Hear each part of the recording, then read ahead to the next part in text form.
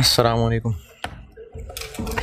अच्छा, मैंने पास पेपर का भी सवाल कराना है, तो ऐसा करते हैं कि ये ना पार्ट सी और डी ये सोल्यूशन से देख लेते हैं, वरना फिर पास पेपर के सवाल का टाइम नहीं बचेगा। फिर इधर टाइम 9:45 के करीब होता है, तो आपके हैं 9:30 पे।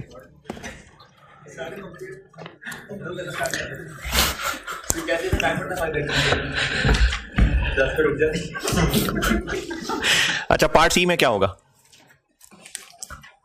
रिक्वायरमेंट सी।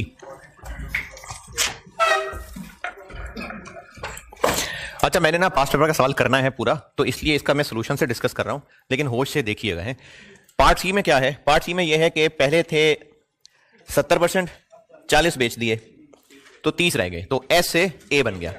तो अब चूंकि एस बिक गया तो इसलिए कंसोलिडेट तो जी को नहीं करेंगे। इस पे क्या फर्क पड़ेगा?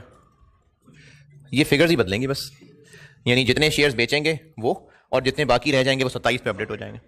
तो गेन ऑन डिस्पोजल की वर्किंग तो ऐसे ही होगी। अब एक काम ये होगा कि जी का एक कॉलम और आ जाएगा, ये है जी एस। अब जी ए एक और आ जाएगा, क्योंकि 1 जनवरी 20 के बाद अब जो 6 महीने गुजरे हैं उसमें उसके ऊपर इक्विटी मेथड लगेगा। क्या? हाँ हाँ, ये जी है एस वाला जिसको बेच दिया, अब एक जी ए वाला और बन जाएगा। ये जो बनेगा इसमें यहां क्या लिखेंगे? अब ईयर एंड पे वो ए है तो 44 लिखेंगे, 44 और माइनस क्या करेंगे? 38। तो अब वो जी ए का एक कॉलम आ जाएगा, अदर रिजर्व्स में भी और यहां पर भी। और अब वो एसोसिएट इन्वेस्टमेंट इन एसोसिएट इक्विटी मेथड वाली चीज शुरू हो जाएगी। ये जो दी हुई है ना मैंने फेयर वैल्यू एडजस्टमेंट 1300 वाली, ये अब उस एसोसिएट के लिए इस्तेमाल होगी। एसोसिएट का इससे क्या ताल्लुक? फेयर वैल्यू एडजस्टमेंट से उसकी भी एक्स्ट्रा डेप्शन, उसकी गुडविल कैलकुलेट होती है, उसकी एक्स्ट्रा डेप्शन चार्ज होती है। तो उसके लिए अब ये 1300 की फिगर यूज होगी, क्योंकि जिस दिन एसोसिएट बन रहा है उस दिन 1300 है। तो ये वाला कॉलम यही 375 के हिसाब से, लेकिन ए वाला कॉलम वो 1300 वाली फेयर वैल्यू एडजस्टमेंट के हिसाब से। रिपीट कर रहा हूं, एस तो गया, इसलिए ये गेन ऑन डिस्पोजल ऐसे ही होगा, ये फिगर्स बदल जाएंगी बस, कंसोलिडेशन नहीं होगी, लिक्विड सब ऐसे ही रहेगा।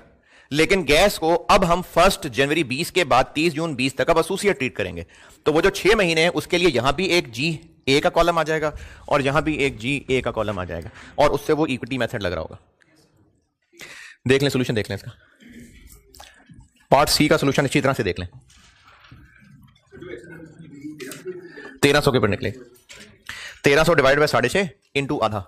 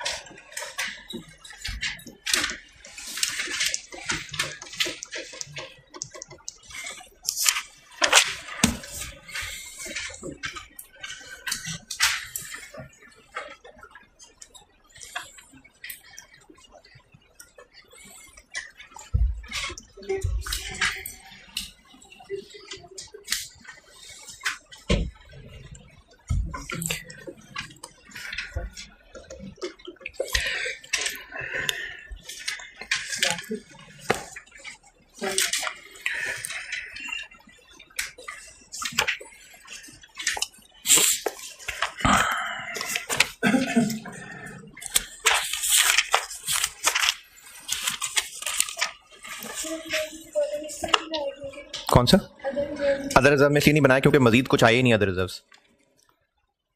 1 जनवरी 20 के बाद मजीद आए ही नहीं अदर रिजर्व्स, इसलिए अदर रिजर्व में ए का कॉलम नहीं बना, रिटेन अर्निंग में बन गया।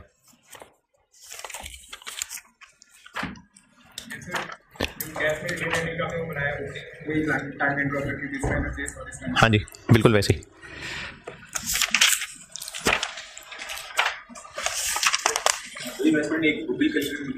है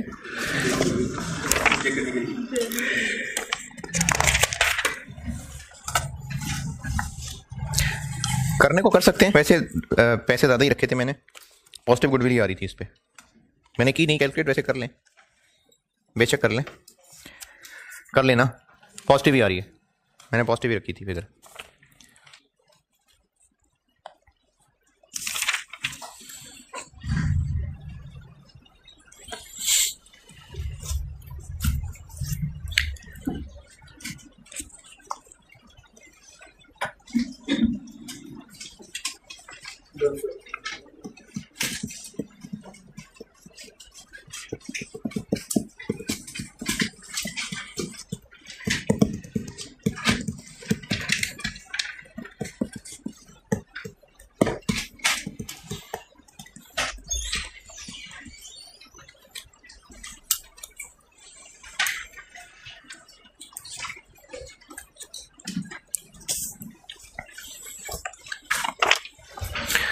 हाँ जी,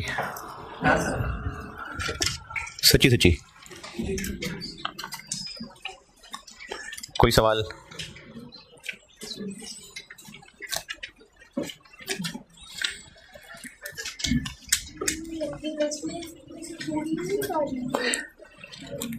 जितनी बच गई थी वही निकालिए।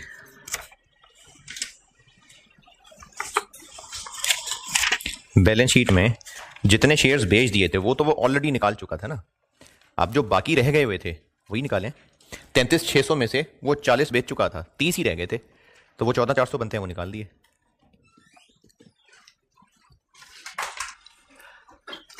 हाँ जी, अगर पढ़ रहे थे सी तो डन जी। ये जो 33,600 था इनमें से ये 70 थे, इनमें से 40 तो वो बेचना रिकॉर्ड कर ही चुका होगा, वो तो वो इन्वेस्टमेंट से निकाल ही चुका होगा ना। बाकी 30 आ रहे होंगे, तो 33,600 30/70 ये आ रहे थे इन्वेस्टमेंट में, ये निकाल दिए। उसकी जगह इन्वेस्टमेंट इन एसोसिएट आ गया। और इसमें बताएं क्या पूछना? हाँ जी, अच्छा सिनेरियो डी में क्या होगा? सब्सिडरी थी, थोड़ी सी हवा निकाल के छोटी सब्सिडरी हो गई, तो गुडविल वही पुरानी वाली चलेगी। सब्सिडरी के 2 कॉलम आ जाएंगे, नया एस पुराना S. Other reserves retained earnings 2 range वाले आ जाएंगे। और एडजस्टमेंट इन इक्विटी, जिस तरह स्टेप एक्विजिशन में डिक्रीज इन एनसीआई और कैश पेड का डिफरेंस था, इसमें इंक्रीज इन एनसीआई। तरीका वही है, तरीका बिल्कुल वही है कि उस वक्त एनसीआई की वर्किंग करें, वो होती 30, अब हम उसको 40 कर रहे हैं। और कैश पे कर रहे थे, अब रिसीव कर रहे हैं। तो ज्यादा पैसा मिल रहा होगा तो गेन, कम पैसा मिल रहा होगा तो लॉस। तो ये एडजस्टमेंट इन इक्विटी बिल्कुल स्टेप एक्विजिशन की तरह कैलकुलेट हो रही है। इसका भी सॉल्यूशन देख लें। बाकी ये सिर्फ स्ट्रेट कंसोलिडेशन है। एनसीआई नए रेट पे, गुडविल वही पुरानी वाली, कंसोलिडेशन जैसे करते थे वैसे ही करते रहेंगे, एडजस्टमेंट इन इक्विटी कैलकुलेट करेंगे। बिल्कुल स्टेप एक्विजिशन वाली उसका उलट हो गया। वहां कैश पेड था और डिक्रीज इन एनसीआई थी, यहां कैश रिसीव्ड है और इंक्रीज इन एनसीआई है। कैलकुलेशन वैसी ही है। पार्ट डी का भी सॉल्यूशन देख लें।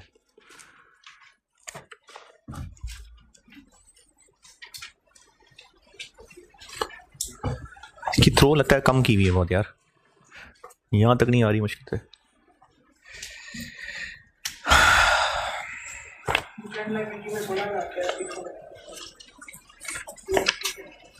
अब उसको कंसोलिडेट कर लेंगे ना, और सिर्फ करंट लायबिलिटी में क्यों, बाकी भी देखो ना, पीपी में भी आ गया, करंट एसेट्स में भी आ गया, अब कंसोलिडेट हो गया।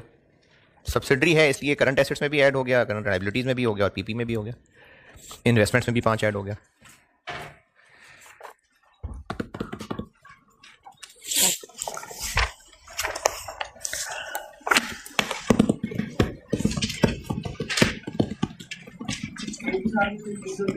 है? हाँ, हो सकता है खरीदें और उसी साल बेच दें, बिल्कुल हो सकता है। डी का सॉल्यूशन कहाँ है देख लें। देख लिया सारा।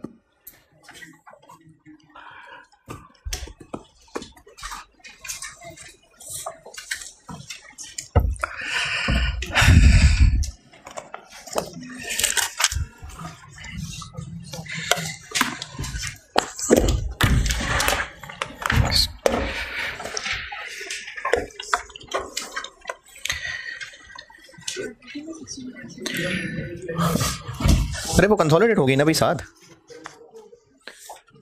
सिर्फ लायबिलिटी में क्यों मसला है, वो तो पीपी में भी तो आया है। करंट एसेट्स में भी आ गया, पीपी में भी आ गया।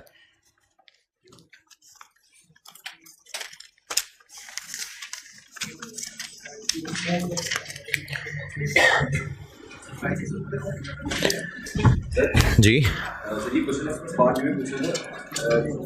जब वो इन्वेस्टर ए बनी उस वक्त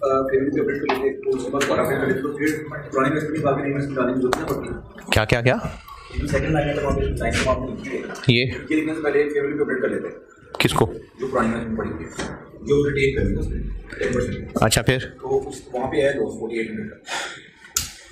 ये सी की बात कर रहे हैं, बी की बात कर रहे हैं? बी। अच्छा लॉस कैसे आ गया? अच्छा ठीक है, सही है, लॉस आ गया। तो उसके बाद जो अब डिस्पोजल के बाद से लेके ये रेट जो चेंज है उसमें भी फेवरेट लगा देंगे। ठीक है, तो ये वाला जो कैश मिल रहा है ये इसकी ना मुझे लगता है थ्रो कम थी। अच्छा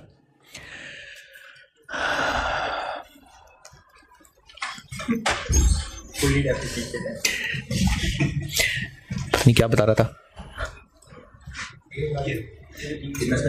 हाँ, जो कैश मिल रहा है इसमें भी कोई गेन लॉस, और ये जो फेयर वैल्यू हम अपडेट कर रहे हैं ये दोनों गेन लॉस इसमें नेट हो गए, क्योंकि ये सब्सिडी बिकते हुए ही अपडेशन करनी है ना, वरना हम क्यों करते इसको अपडेट? सब्सिडी बेच रहे हैं तो इसको अपडेट कर रहे हैं ना, इसलिए इसका गेन लॉस जो आप कह रहे हैं इसका लॉस है, ठीक है लॉस है, वो इसी में कवर हो गया, क्योंकि बेचते हुए तो इसको अपडेट कर रहे हैं, वरना तो ये रन पे जाके करना था, तो इसलिए वो इसके अंदर हो गया कवर, तो उसको अलग से लॉस गेन दिखाने की जरूरत नहीं है। इसी वर्किंग के अंदर इसको अपडेटेड फिगर लिख लेने पे इस पे गेन था या लॉस था वो इस 3680 में हो गया कवर। हाँ जी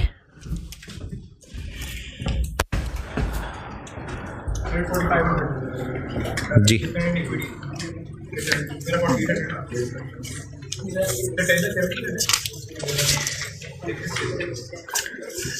33,600 कहां से आ गया? एडजस्टमेंट इन इक्विटी कह रहे हैं ना, उसमें 33,600 कहां से आ गया?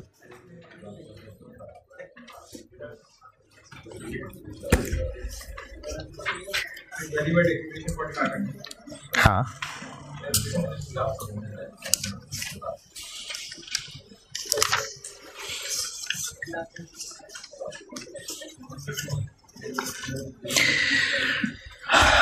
अच्छा, इसका मतलब नहीं देखा सोल्यूशन।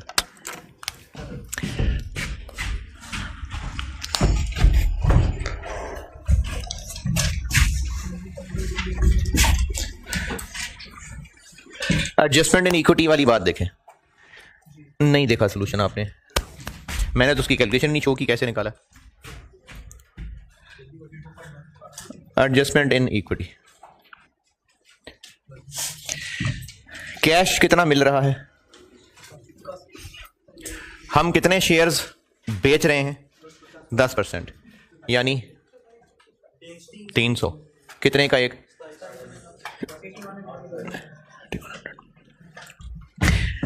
अब हम शेयर्स बेच रहे हैं तो एनसीआई की वैल्यू बढ़ गई,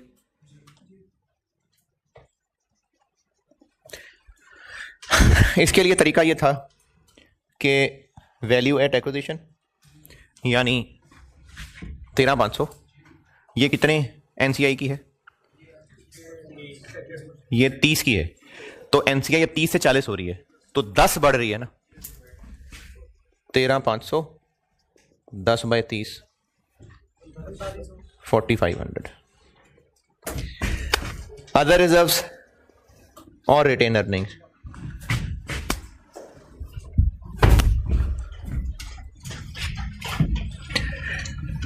अदर रिजर्व्स 3,000 का 10%, ये उनको और मिल रहा है। रिटेन अर्निंग 27, 315 का 10%, ये उनको और मिल रहा है 332। ये हम एनसीआई को और दे रहे हैं, कितने पैसे ले रहे हैं? तो ज्यादा पैसे ले रहे हैं, थोड़े पैसे ले रहे हैं? 5, 6, 9 या 8, ये पॉजिटिव एडजस्टमेंट इन इक्विटी आ जाएगी। चलो जी, रिकॉर्ड टाइम में एक पास्ट पेपर का सवाल करते हैं। आप पढ़ लें पास्ट पेपर्स वाले सेक्शन में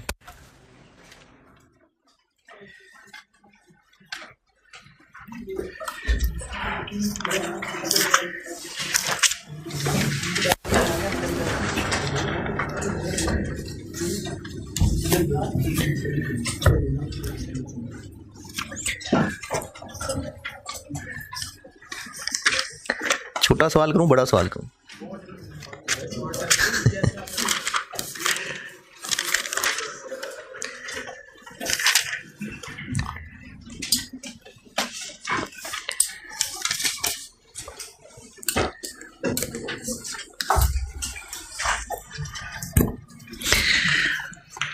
एक सवाल में स्टेप एक्विजिशन भी है, सब्सिडरी बेचना भी है, और एक सवाल में बस सिर्फ सब्सिडरी बेचना है। हाँ, ये जज्बात चाहिए थे, बिल्कुल ठीक है। स्टेप एक्विजिशन मिक्स वाला करते हैं, सब्सिडरी तो आप बेच ही लेंगे।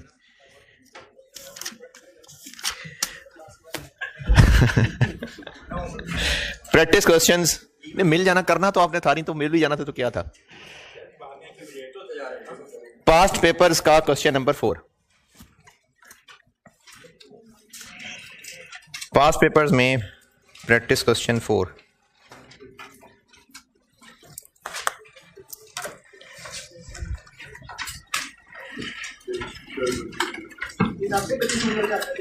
है जी, हाँ जी, हाँ ऐसे ही है। बल्कि बल्कि मेरे से भी पहले 2 पेपर होते थे, अकाउंटिंग के 2 पेपर होते थे। मेरे दौर में 1 हो गया था, मुझसे बड़ों बुजुर्गों ने अकाउंटिंग के 2 पेपर होते थे। एक में 50 नंबर कंसोलिडेशन आते थे। अकाउंटिंग के 2 पेपर होते थे, हैं? हाँ हाँ, एडवांस अकाउंटिंग के 2 पेपर थे, तो उसमें एक में कंसोलिडेशन 50 नंबर की होती थी। हैं? नहीं नहीं,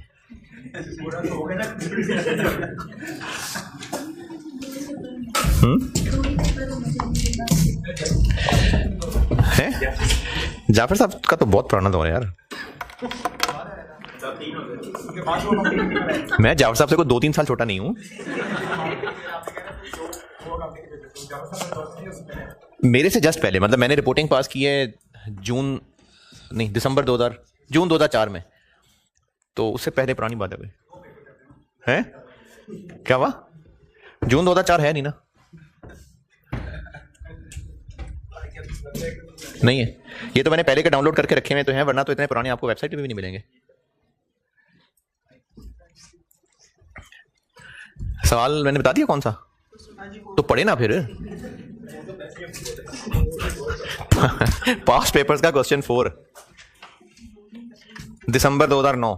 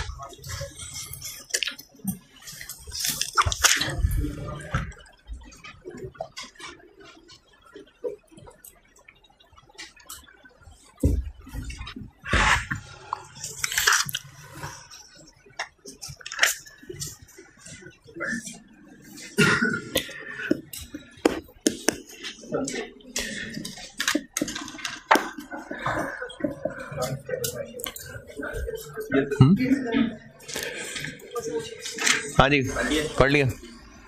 आसान है, खुद ही हो जाएगा। है? हैं जी? नहीं नहीं, मैं करता हूँ। मैं बस देखिए, ऐसे ऐसे हो गए, ऐसे। ये आपको 9:15 ऐसे 10:15 होता नजर आएगा, ऐसे। चलें जल्दी जल्दी रिकॉर्ड टाइम में करते हैं इसको। क्वेश्चन नंबर 1, दिसंबर 9।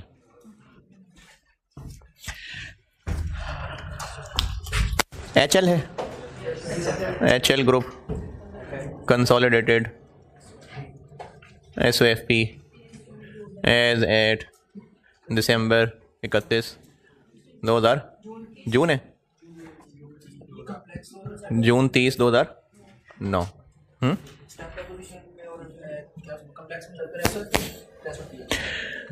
हाँ, ये जो डिस्पोजल है ना, इसमें तो इनकम स्टेटमेंट में ज़्यादा काम है टेस्ट होने वाला, लेकिन स्टेप एक्विजिशन और कॉम्प्लेक्स में इनकम स्टेटमेंट में इतना कोई खास काम नहीं है, इसलिए उसमें बैलेंस शीट। लेकिन अगर डिस्पोजल है तो फिर इनकम स्टेटमेंट में ज़्यादा है टेस्ट होने वाली चीज़, उसमें IFRS 5 भी आ जाएगा। तो मैं कल इसकी और प्रैक्टिस करा लूँ ना, फिर SOCI कराऊंगा तो उसमें IFRS 5 लगना शुरू हो जाएगा, डिसकंटिन्यूड ऑपरेशन और कंटिन्यूइंग ऑपरेशन। और तो अगर डिस्पोजल का सवाल हो तो इनकम, लास्ट टाइम डिस्पोजल और इनकम स्टेटमेंट आई है, रुपीज हैं मिलियन है यार। पांच पेपर्स का क्वेश्चन 4 देखना है। Non current assets, current assets, equity, non current liabilities हैं कोई? नॉन,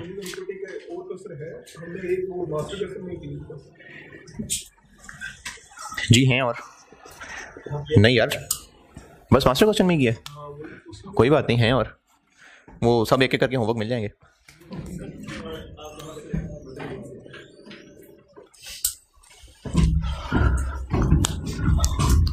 हाँ जी, PPE।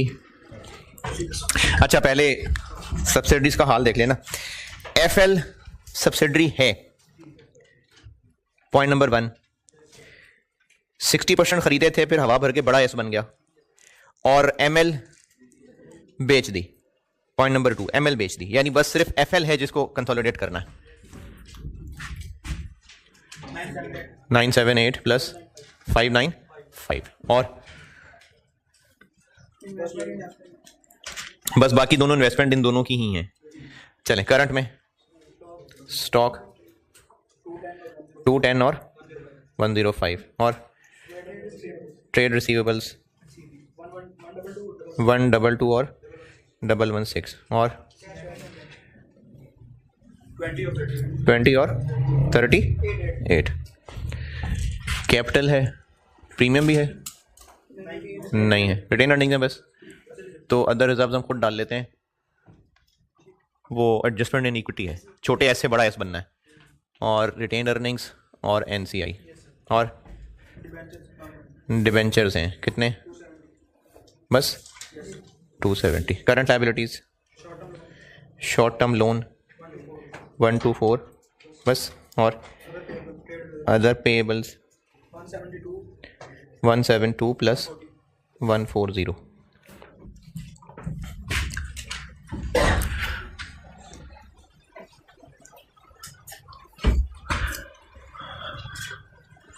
क्या क्या है? FL और ML।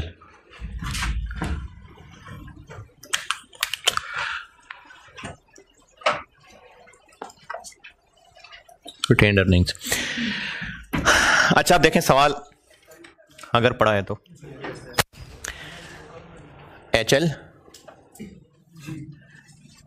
FL पुराना और FL नया और ML।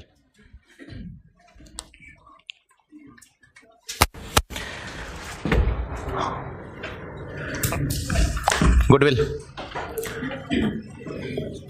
इन्वेस्टमेंट, FL के शेयर्स खरीदे थे 2003 में 400 के, तो वो 400 आ जाएगा और अपडेट नहीं करनी गुडविल, 400। और ML के कितने में खरीदे थे? 300 में। NCI proportionate, fair value proportionate तो बाद में लिखते हैं। नेट एसेट्स, कैपिटल कितने? FL का, ML का 100 और रिटेन अर्निंग। जब FL को खरीदा था पॉइंट नंबर 1 1 जनवरी 2003 को, तो उस वक्त 250 था यहां, और जब पॉइंट नंबर 2 ML को खरीदा था तो उस वक्त 260 था।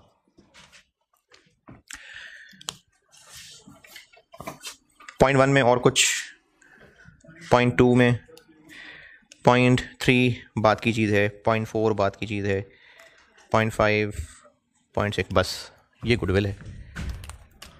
ये 610, 360,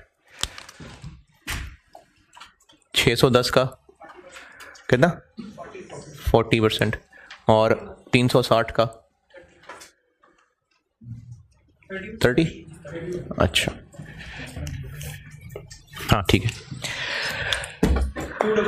244,108, तो गुडविल बन गई 34 और ये 48।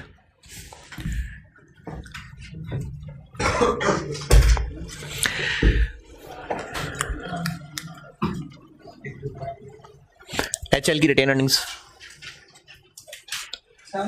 784। अच्छा ये वाला देखें, FL को खरीदा कब था?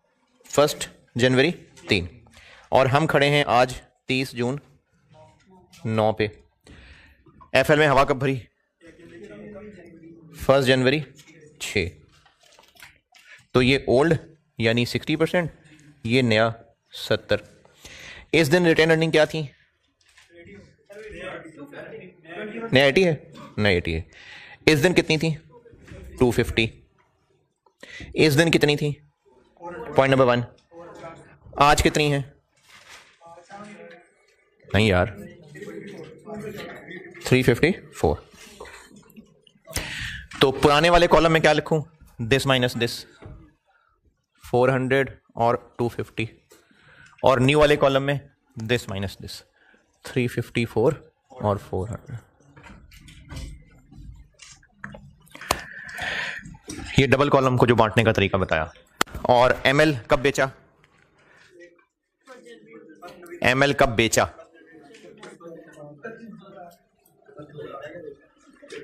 ML को बेचे की बात कर रहा हूं, 31 दिसंबर 8। उस वक्त क्या रिटेन अर्निंग्स थी? यहां पे ये बेचा हुआ वाला है ना, तो इस पे हमने ये कौन सा क्लोजिंग पोजीशन लिखनी है? Disposal date. तो डिस्पोजल डेट तो ईयर एंड नहीं है, डिस्पोजल डेट तो है 31 दिसंबर 8। तो अब डिस्पोजल डेट तक, अभी जो मास्टर क्वेश्चन में भी किया था, पैट बताया हुआ है। पॉइंट नंबर 5, ML ने 50 मिलियन कमाया और 6 महीने हैं, तो ML की क्लोजिंग पोजीशन बन गई। बैलेंस शीट में रिटेन अर्निंग क्या आ रही है ML की? 450, 6 महीने पीछे लेके जाना है तो 25। ये बिल्कुल जैसे मास्टर क्वेश्चन में गया था, 25, 50, 6 महीने, तो ये बन गया 425 और एक्विजिशन डेट का 260।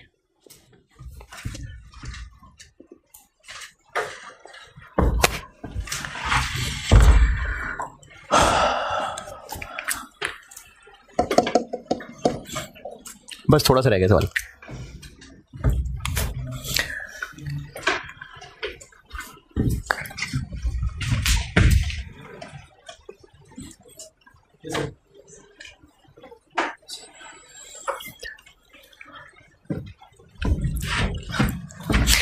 चलें वापस दोबारा, ये तो मैंने कॉलम तैयार कर लिए। पॉइंट नंबर 1 में और क्या है?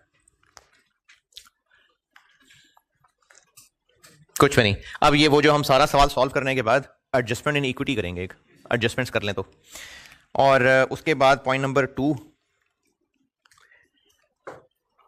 जी, पॉइंट नंबर 2 में क्या मसला? ML को बेचा था, इसका बेचना ही रिकॉर्ड नहीं किया। The disposal of shares has not yet been recorded, the record ही नहीं किया। तो वो जो पेरेंट ने profit on sale of share record किया होता था, वो हम रिवर्स करते थे, वो किया ही नहीं इसने, और कुछ भी रिकॉर्ड नहीं किया, तो मतलब उनका बेचना रिकॉर्ड ही नहीं किया। यही वजह है कि पी की बैलेंस शीट में इन्वेस्टमेंट अभी तक आ रही है। वो निकाल देंगे, यानी शामिल ही नहीं करेंगे।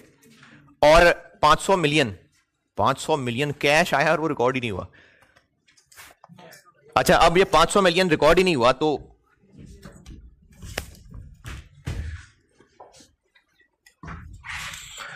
$500 मिलियन के शेयर्स बेचे हैं ना, कुछ भी रिकॉर्ड नहीं किया, तो 500 का कैश भी रिकॉर्ड नहीं किया। और बाकी फिर वो गेन ऑन डिस्पोजल की वर्किंग कर लेंगे। पेरेंट ने इनका बेचना रिकॉर्ड नहीं किया तो उसने कैश भी रिकॉर्ड नहीं किया, वो कैश लिख लिया, और वो जो भी पेरेंट के बेचे हुए पे प्रॉफिट रिवर्स करते थे उसकी जरूरत नहीं है क्योंकि पेरेंट ने रिकॉर्ड ही नहीं किया कुछ। Point number 1 done, 2 done. Point 3 में कुछ, एफएल ने 20 मिलियन की एक मशीन खरीदी और उसने फिर वो फौरन एचएल को बेच दी, यानी एस ने पी को मशीन बेची, यूआरपी, और इसकी पेमेंट नहीं हुई, यानी एक का पेएबल और एक का रिसीवेबल आ रहा होगा। एक तो ये इंटर कंपनी एलिमिनेट होगा। कितना पेएबल रिसीवेबल आ रहा होगा? 24। तो वो पेएबल रिसीवेबल तो उड़ाए ना, यहां से 24 और यहां से 24, पेएबल रिसीवेबल उड़ा दिया। फिर चूंकि ये मशीन है तो इसने डेप्रिशिएट भी किया होगा। अब यूआरपी निकालते हैं। यूआरपी, पीपीई का यूआरपी, सेलर की रिटेन अर्निंग से लेस और पीपी में से लेस। तो सेलर था इसमें एफएल, एफएल में से कर लेते हैं लेस।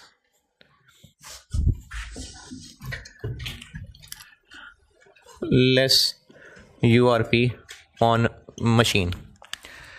पीपी का यूआरपी निकालते होते हैं कि जितना प्रॉफिट कमाया था माइनस उस पे एक्स्ट्रा डेप्रिसिएशन। तो ये कब का वाकया है? यानी ये 6 महीने पुराना वाकया है। तो 4 मिलियन को डिवाइडेड बाय 4, लेकिन 6/12,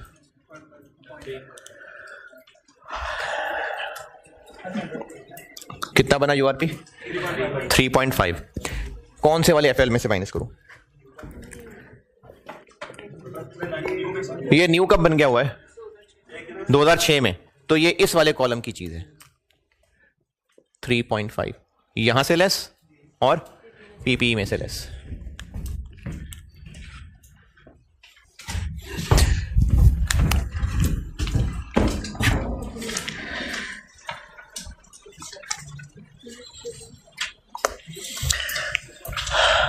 हाँ जी, URP done. Point number 3 done. Point number 3 दोबारा देख लें। 24 का पेएबल रिसीवेबल उड़ाया है क्योंकि दोनों ने पेमेंट क्योंकि नहीं हुई तो पेएबल रिसीवेबल आ रहा होगा, वहां से उड़ा दिया और यूआरपी एडजस्ट कर दिया। पॉइंट नंबर 4, एचएल ने एफएल को बेचा है, पी ने एस को बेचा है, गुड्स का यूआरपी। और डेटर क्रेडिटर के बारे में कुछ नहीं कहा, तो बस डेटर क्रेडिटर नहीं है। अब यूआरपी है तो एचएल में से लेस।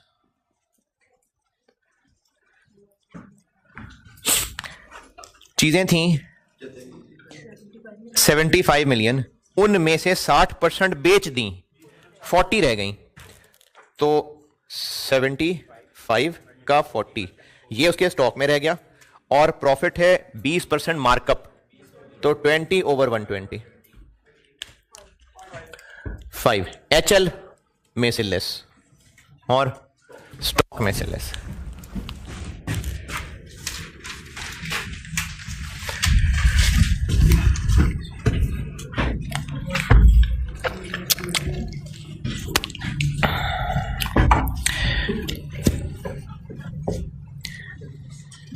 Point number 4 done.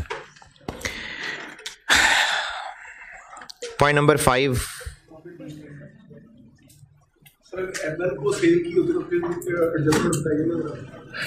अगर ये इन्वेंट्री एमएल को बेची होती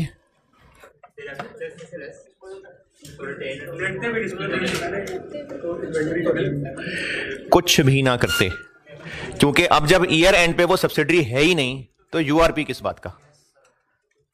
अगर ये दोनों चीजें एफएल की बजाय एमएल के साथ होती तो ना करते, क्योंकि वो तो सब्सिडरी और पेरेंट कंसोलिडेट हो रही होती है तो ही तो यूआरपी का कॉन्सेप्ट है। जब एमएल को कंसोलिडेट ही नहीं कर रहे तो फिर यूआरपी नहीं होता। Point 5 done. Point number 6, goodwill FL वाली इंपेयर हो गई।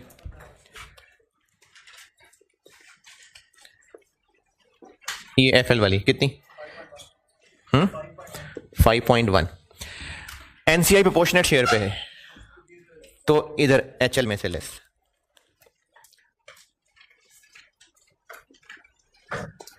5.1।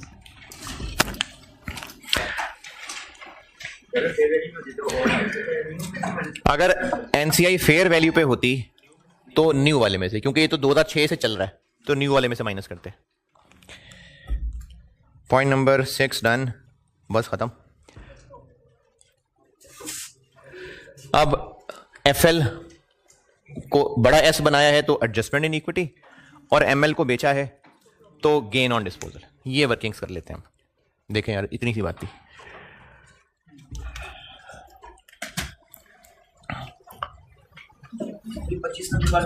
है 25 नंबर का सवाल है, अब तक कितने हो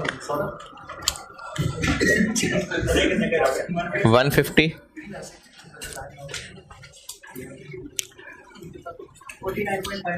49.5 नेगेटिव 165। एडजस्टमेंट इन इक्विटी कर देता हूं पहले।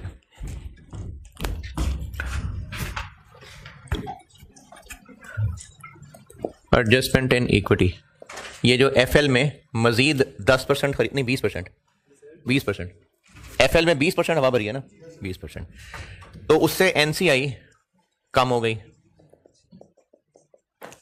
क्या तरीका? उस दिन एनसीआई कैलकुलेट करते तो क्या करते? एक्विजिशन पे एनसीआई क्या थी? ये एफएल की बात हो रही है अब, 244। और रिटेन अर्निंग्स कौन से वाले कॉलम की फिगर लूं? ओल्ड वाले की। कितनी? 150।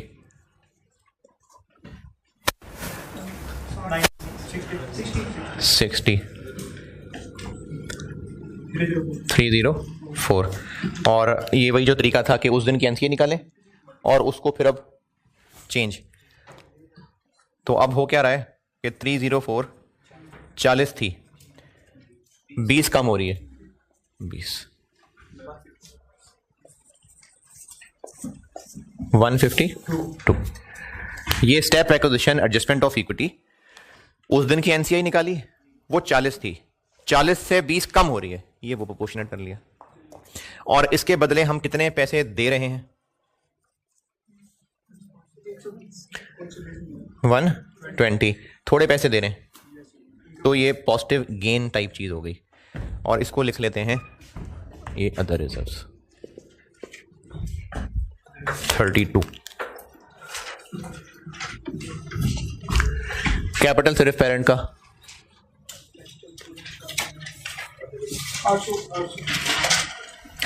एडजस्टमेंट इन इक्विटी ये अदर रिजर्व में आ गई। इस फिगर में बताएं अगर जाग रहे हैं, कोई एतराज?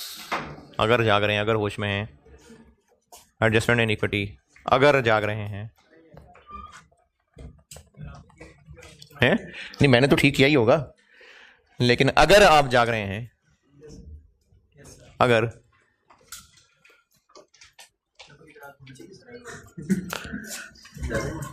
है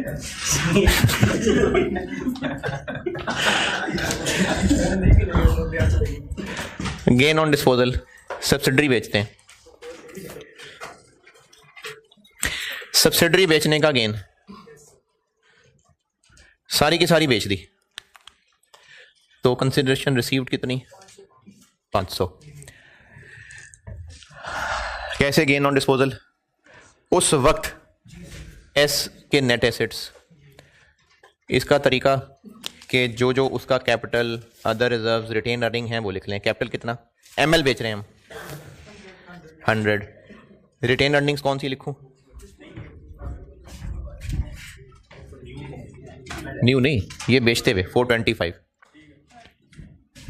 रेहान जाग रहा है ना यार, मैं बहुत सारा इधर उधर हुआ हूं है, आपका ज्यादा जरूरी है इन लोगों से।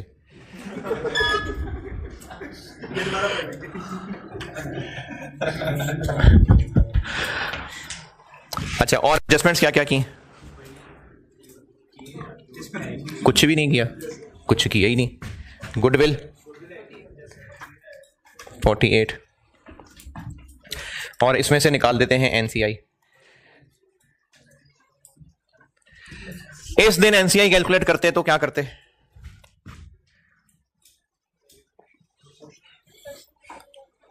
अच्छा, परसेंटेज लगा सकते हैं, लेकिन मैं आपको यही कहूंगा कि वो डब्बे की आदत डालें, सोसी में काम आएगा।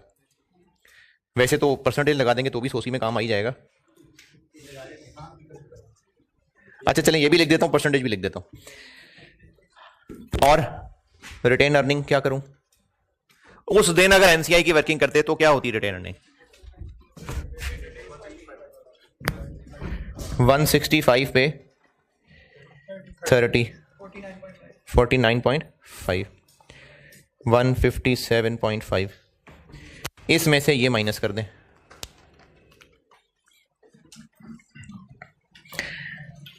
इस 573 में से ये माइनस कर दें 415 तो सब्सिडी बेच के 84.5 का गेन हुआ है। अच्छा 30% वाली बात ये थी कि 573 का 30% ले लें।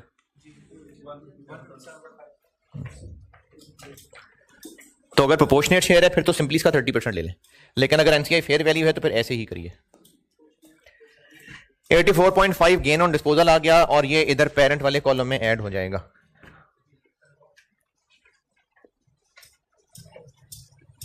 $84.5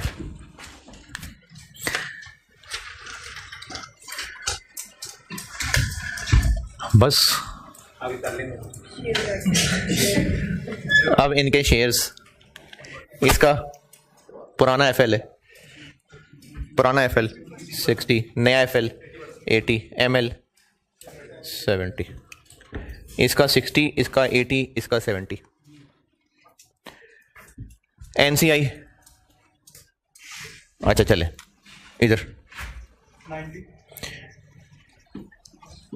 150 का 60 90, 49.5 का 80, 39.6 नेगेटिव, 165 का 70, 11 5 पॉइंट, ये है पी।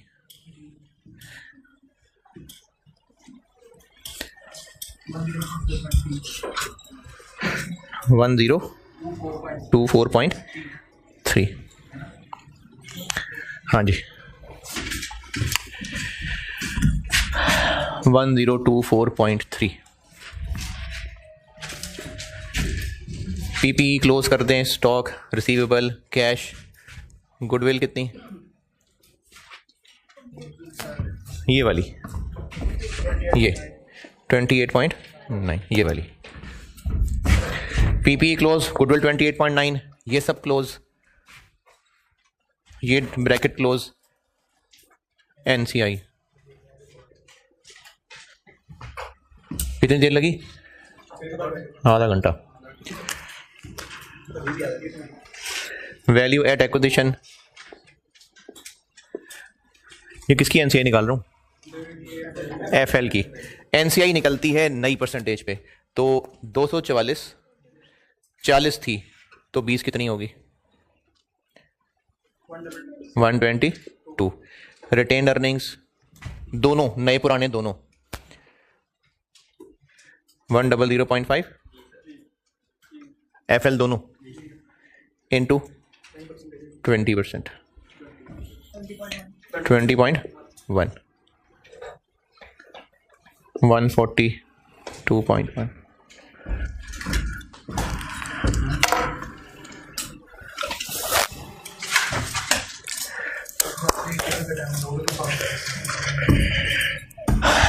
कल मैं इसकी और कराता हूं प्रैक्टिस, और अच्छा करना जब भी हो बता देता हूं मैं। इसका एक सवाल और जब भी कभी पढ़ना हो, क्वेश्चन नंबर 10 है जी। हस्बे तौफीक सवाल है, क्वेश्चन नंबर 10 पास्ट पेपर्स में, क्वेश्चन नंबर 10 फर्स्ट क्वेश्चन 1 जून 12। ये हस्बे तौफीक है इस टॉपिक का, इसमें एस से ए हो रहा था।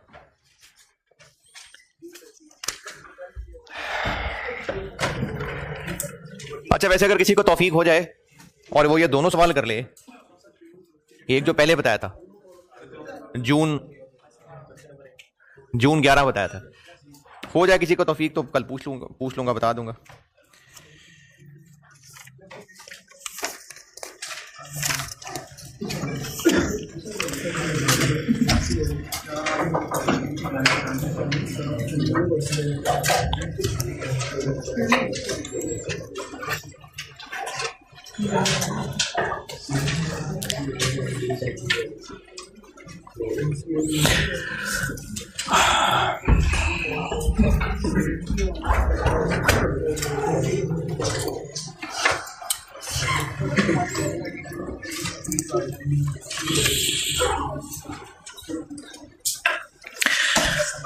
अच्छा, जब तीन लोग किसी डिस्कशन में एंगेज्ड हैं तो एक अदब की बात,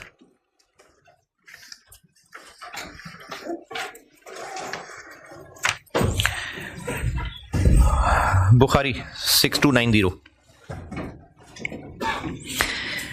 सैयदना अब्दुल्लाह रज़ियल्लाहु ताला अन्हु से रिवायत है कि नबी अकरम सल्लल्लाहु अलैहि वसल्लम ने फरमाया, जब तुम तीन आदमी मौजूद हो, अच्छा औरतें भी, तब जब तुम तीन आदमी मौजूद हो तो दो आदमी अपने तीसरे साथी को छोड़कर आपस में सरगोशी ना करें। अब आप इमेजिन करें कि आप तीन लोग हैं और कोई से दो आपस में खुसर फुसर शुरू कर दें, तो तीसरे को शक होगा कि मेरे बारे में। अच्छा, ना सिर्फ ये कि शक होगा मेरे बारे में बात कर रहे हैं, ये भी कि कोई अच्छी बात नहीं कर रहे हैं। अगर अच्छी बात कर रहे होते तो मेरे सामने कह देते।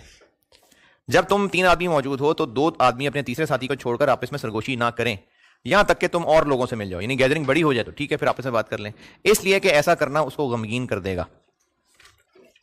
कल मुलाकात होगी इंशाअल्लाह।